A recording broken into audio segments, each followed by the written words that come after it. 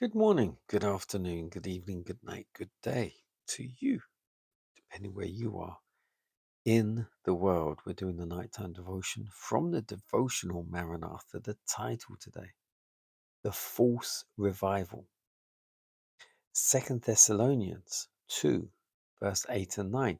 Then shall that wicked be revealed, whom the Lord shall consume with the spirit of his mouth, and shall destroy with the brightness of his coming. Even him whose coming is after the working of Satan with all power and signs and lying wonders.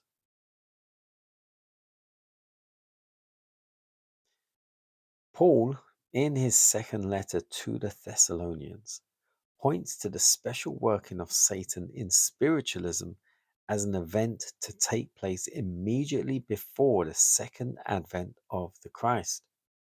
Speaking of Christ's second coming, he declares that it is after the working of Satan with all power and signs and lying wonders.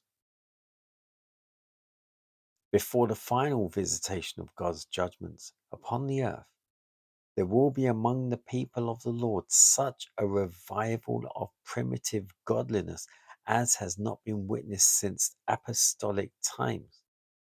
The Spirit and power of God will be poured out upon his children. At that time, many will separate themselves from those churches in which the love of this world has supplanted love for God and His Word. Many, both of ministers and people, will gladly accept those great truths which God has caused to be proclaimed at this time to prepare a people for the Lord's second coming. The enemy of souls desires to hinder this work, and before the time for such a movement shall come, he will endeavour to prevent it by introducing a counterfeit.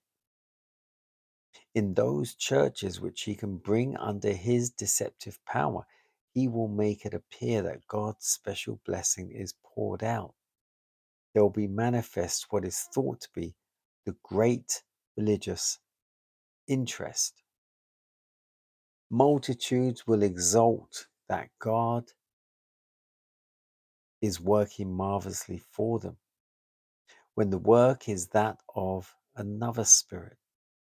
Under a religious guise, Satan will seek to extend his influence over the Christian world. Young men and women will be lifted up.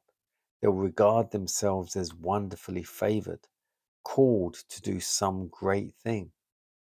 There will be there'll be conversions, many, after a peculiar order, but they will not bear the divine signature. Immorality will come in, and extravagance, and many will make shipwreck of faith. The false revival. So, this is once again talking about the false miracles and the wonders that will happen before Christ comes. That Satan will be using his powers to the fullest extent to deceive even the very elect.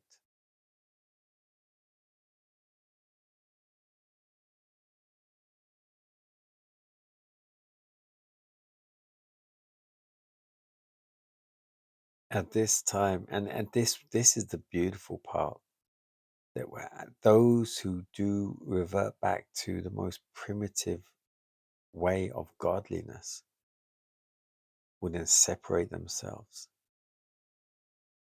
from the world, all those churches and everything. And hopefully, I'm one of them.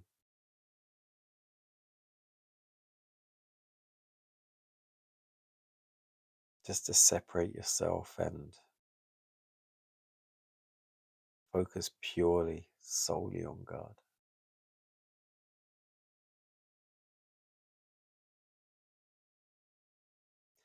What will it take for us to do that other than His power?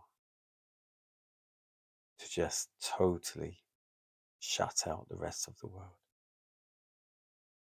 I long for that day.